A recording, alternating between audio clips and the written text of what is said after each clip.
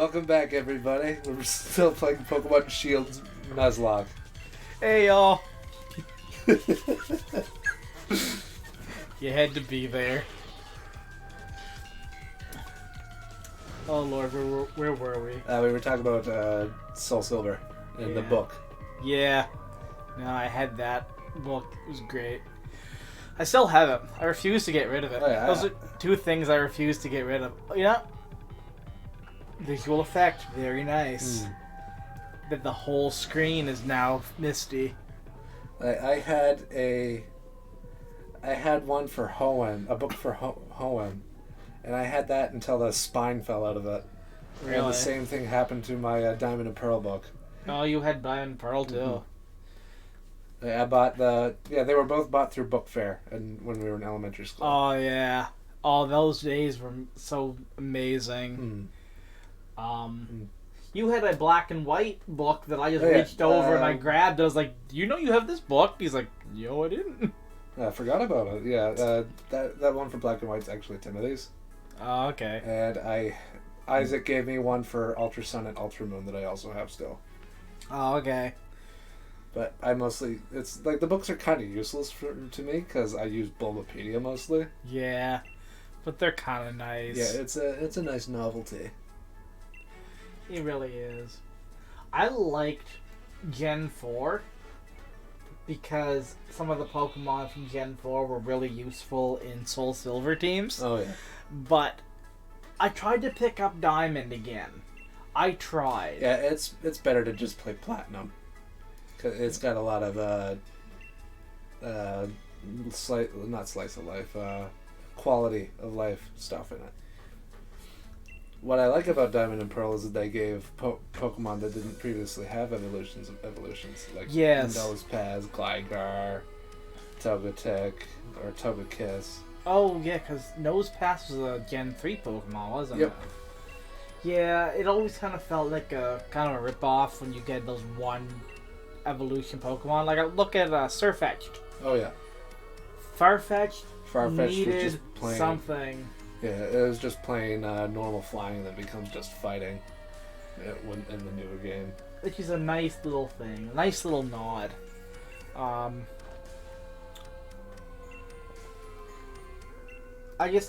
tried to pick up Diamond. And I picked a Turtwig. I mean, I played through Diamond, but I kind of cheesed it to begin with. How's that? I was at that stage where I was a little kid and I wasn't thinking about what I'm supposed to do in these games. Okay. And at the end of the game, I had a level 80 Empoleon, a level 70 Dialga, and a level 60-some Gengar that some kid at school traded that Haunter that takes your thunder with the Everstone. And that's all I had. And I just brute forced the Elite Four and everything with sheer level. But then I got this game, and I'm like, I should play it properly. Should have a good, even Team 6. Got the Turtwig, and then I realized something that is my big pain in the ass. What's that? When I would catch a Starly that have a shit nature, Oh, yeah. and then I try to catch another one, and I realized I was using all my money on Pokeballs, so I just soft reset the game and try it again. When you teach yourself about natures and stuff, it kind of bums everything out for you. Oh, cool! I got a Pokemon shit nature. Yeah, and I don't really I felt Gen 4 works really good if you put it inside another game. Like if you had access, because another thing that I love about Soul Silver, this is just going to be a series of Matt gushing about Soul Silver. You had a lot of Gen 2 Pokemon, which were my favorite. You had a lot of Gen 1 Pokemon.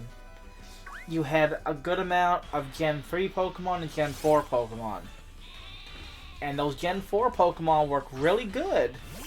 But when we've only got Gen 4 Pokemon and a couple other ones, it feels like the Pokedex gets really small. And I felt really cramped with my options. Really, really cramped. The same thing happened when I was playing White. I was like, I feel like I have so few options. But I liked White because it was just like Gen 1 but different. I guess. How do you describe that, Gen 1 but different? It's just like for... Let's look at Machamp and then Conkeldurr. Is that standard fighting Pokemon.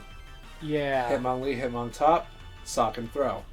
More fighting. The Hitmonlee, Hitmonchan. Yeah, Hitmonlee, Hitmonchan, that's what I meant. It's those two copies of each other. Then you got a Bug Poison. Venipede is obviously much better than Beedrill was in the first game. But it's still that early Bug Poison Pokemon. And then you... what's another one I can compare two Pokemon with?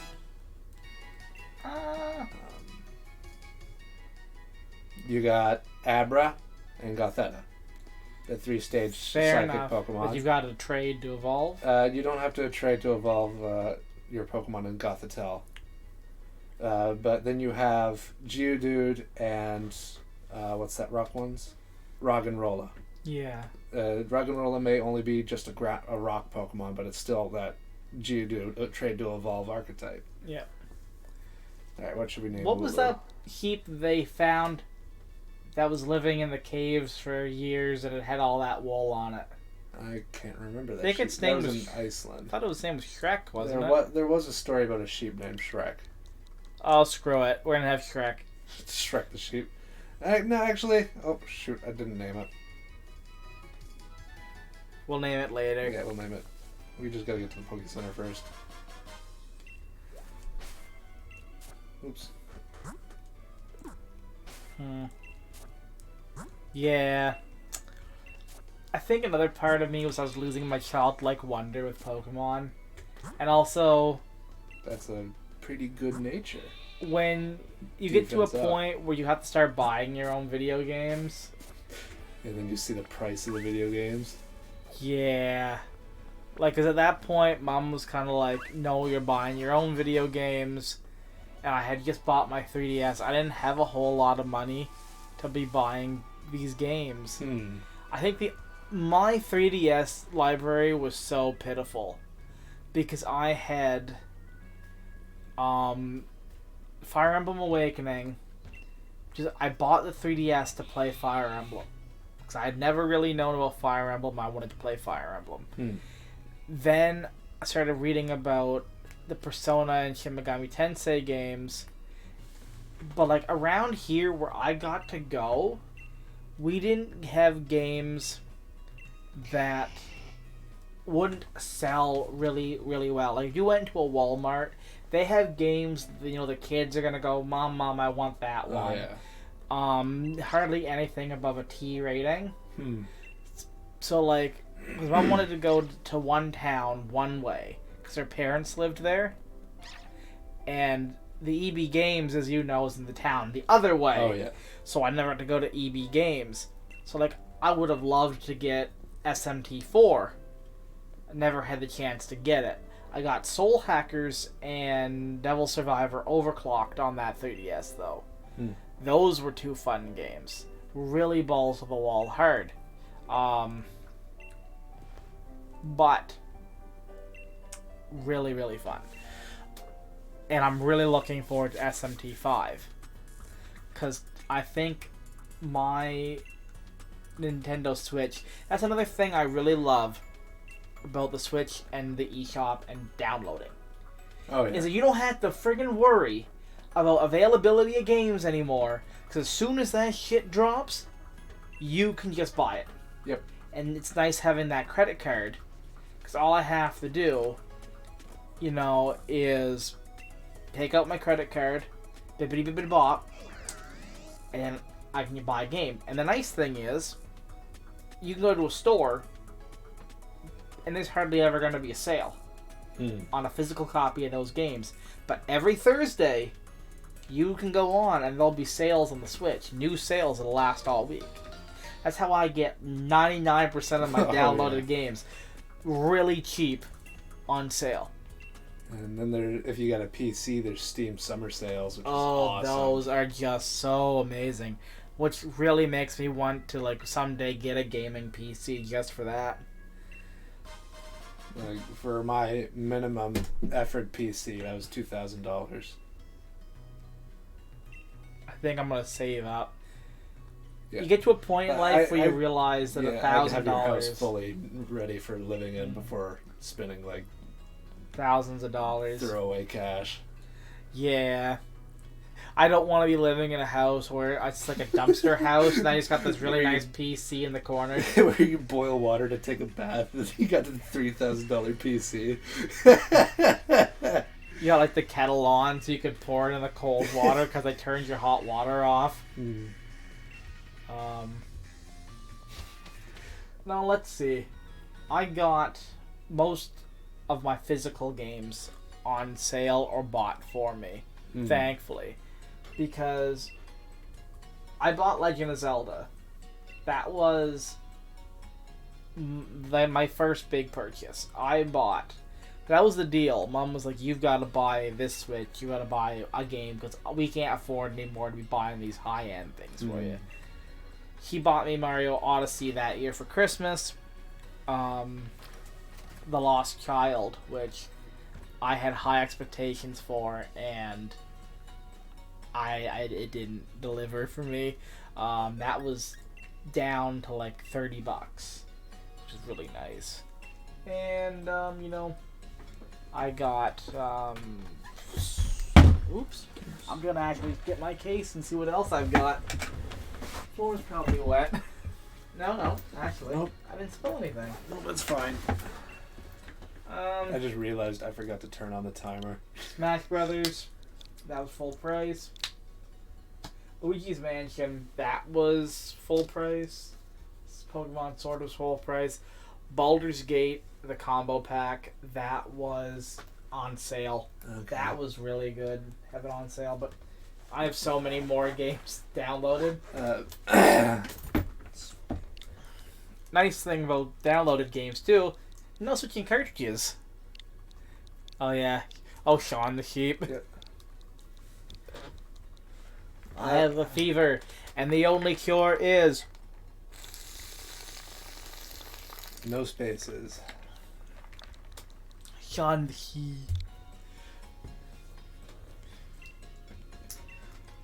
Oh no. I remember some sales just make you like have a little heart attack, because when you get like the $125 bundles down for like $25. Oh yeah.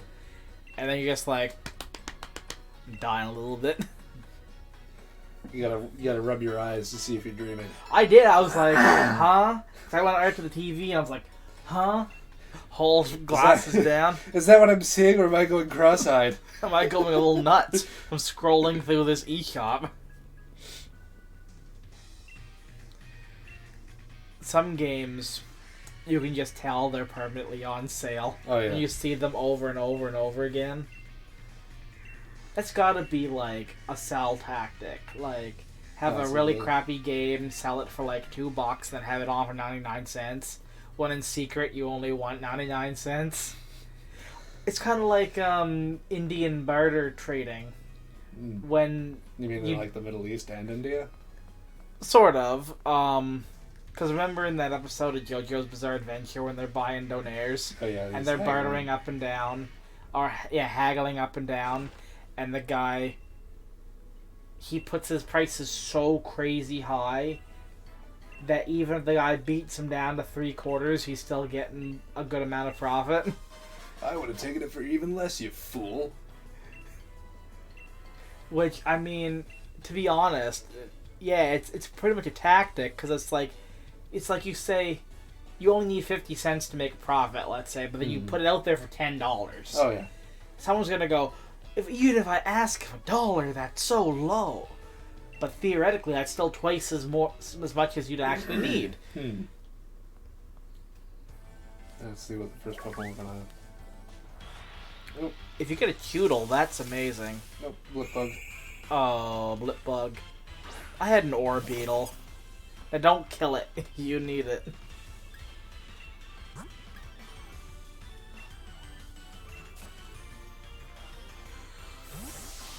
Ugh. Sean should be able to take it down to a catchable range. Struggle bug. When the bug can't pay rent, it's a struggle bug. Well, it'll be helpful for the first gym. It will be. First gym is, I'm trying to think It's here. the farmer boy. Oh yeah, Milo. Milo. Milo, you high? Milo. You might kill Sean. No, don't kill Sean. We need Sean. Switch him out quick. I didn't need to go into the bag for that.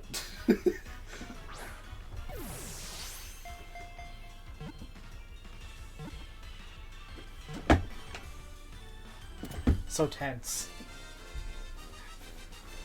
I want to give it a couple more minutes and then end the episode. I gotta get into a better habit of turning on the timer. Yeah, maybe you do. You're allowed to grind in Nuzlocke, right? Yep, You're just not allowed grind. to. It's kind of unfair. Should I call it radar ping or just ping? Why ping? Why just radar? Because ping kind of sounds like a Chinese name. Well, with those spectacles? Oops, it's just R. No, not even.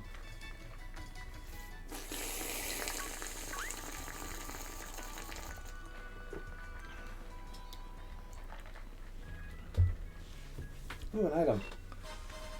A revive. You're gonna get Yeah, a million of these. An item I can't use. You get 1,000 of these by the end of the game. Right. Because if you're a decent enough trainer, you don't need them. I went to go to the Poké Center. I think I'll make it a personal rule to only use one revive for a shiny Pokemon.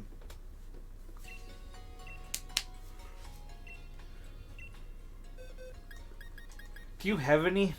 Have you caught any shiny Pokemon in this? You mean on the On your main my account? main file? Matthew, I've got a whole PC box full of shiny. Yeah, but you got them all through trade and stuff. No, some of them are, like most of the. I have one box full of the trade ones, and I got one box full of ones I've caught. And Dude, I've never seen a shiny in this. I've had a static encounter. I've bumped into a shiny Seismitoad. I think that's the only static shiny one I found. Well, then you better get some everything lint else is dryer doing, like- sheets to get rid of that static. I don't know how to spell radar, so I'm just gonna sound it out. Radar. Let's spell R-A-I, because R-A-I is a girl's name. And someone like 10 episodes later is gonna be like, "You spelled radar You spelled wrong." radar wrong. You dummy.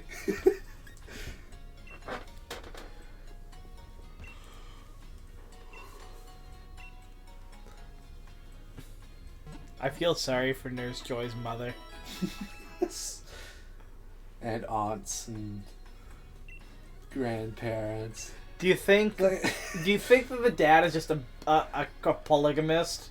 possibly. Like, Because there's no way that and that's a really big family where you have Nurse Joys in every region. Yeah, because I mean, he must have. This guy was a scientist. Okay, this is the new Nurse Joy lore. Guy's wife died. He cloned her. He got so lonely that he cloned her like 100 times, and then just proceeded to somehow, I don't know how he did it, but just the same DNA strand got in every egg due to a flaw in DNA. And it just made clones, biological clones, like when a mule has a baby. Hmm. Because essentially, if that I thought happens, mules were infertile and barren. if you have a female one, this is actually very interesting. I found this out. There's a slight possibility that the mother's reproductive DNA takes over completely. Okay. So essentially, what's happening if a female mule has a baby is that he has created reproductive cells that would be completely identical to her mother's. So, theoretically, any baby he has is also biologically her half-sibling. Because you would have the same result if the father had fathered that baby to that mule's mother. And that is why we have 1,000 Nurse Joys. Okay. I mean, think of it. How many... If we tallied up how many Poke Centers are in all the games, how many Nurse Have fun Joys... counting. That's all I can say. Like, I can only think of one Poke Center that does not have a Nurse Joy in it, and that's in Sun and Moon. And who's there? The Skull Gang takes it over. I love the Skull Gang. Rap. Oh, yes. Let's get high! Let's get high. I love the Skull Gang uniform, too. Woo! I took the Skull Gang's advice. Water. Secretly, these are all... Yes, these are all water. I will say that again. Because I don't want someone to be like, oh my god, he's taking bong hits on YouTube. It's just a really sucky suction system. Yeah, maybe you take off the cap every time you go to take a drink. Oh, we're just gonna leave it on for the lulz. Okay. If someone's like... Actually, no, let's cut every time I say this is just water and make a compilation. And then just link it. If anyone ever comments, while you're taking bong hits on YouTube, just link it to them.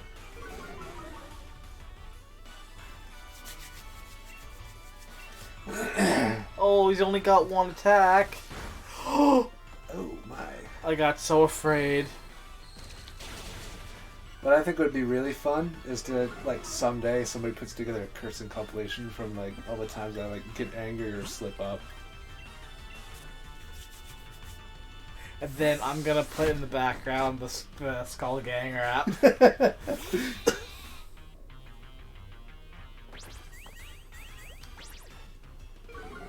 Rap loses something in translation. It's actually like... Because it's all about rhyming, and rhyming always loses something in translation. I don't think they translate the raps in anime. I think they just change it to something that does work, and the language is being changed too. No, I mean, and you get subtitles. Okay.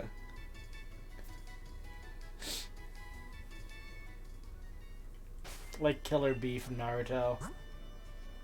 I Really never cool watched Naruto. Really cool character. I actually never watched it either. I read it. Okay. And then I gave up when it got to pretty much the end because I was too old for it at that point. There were so many... Yeah, I don't ever plan on watching Naruto. There's so many manga that I binged and I stopped reading because I was at my stage of just going on mangareader.com and binging all day and all night.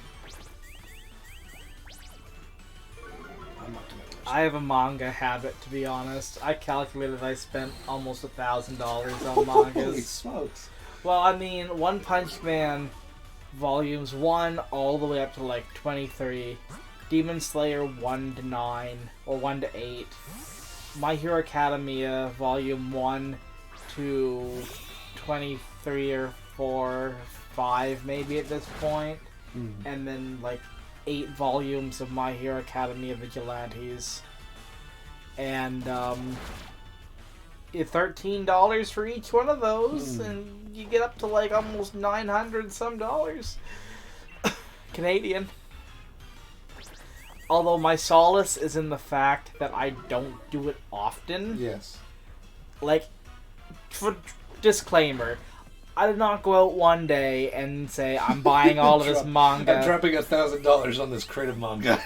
No, it was when I was in college, which was 2016, I bought One Punch Man. 1 volume. And every week or so, I'd go and I'd buy another 2 volumes till I caught up. Then I got into My Hero Academia, which I love. It's a good series.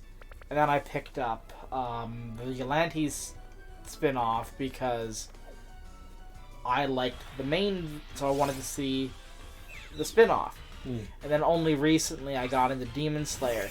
And I got into Demon Slayer because I liked the concept, but also I knew that the volumes had ended, I think at 25 in Japan. So I knew that I only was going to put in so much of an investment. It wasn't going to be, like One Piece. Because that is my fear with some manga. That it goes on forever. That it goes on forever. And it's sunk cost fallacy at a certain point, right? I mean, I'd rather buy 10 series that only go for 10 volumes than buy 2 or 3 that go for hundreds. I think I'm going to end the episode here. Thank you for watching, everybody. Catch you later, y'all. Yeah, Kayla's the one that picked it up for me. Because they look cool. Like, there's just spicy chicken. The red one's 2 times spicy chicken. There's the jajang one, and then there's a cheese-flavored one. Ooh! It's spicy with cheese in it. I'm so white. You say cheese, and I'm immediately like, ooh, oh! I like cheese. All crackers love cheese. All crackers do love cheese.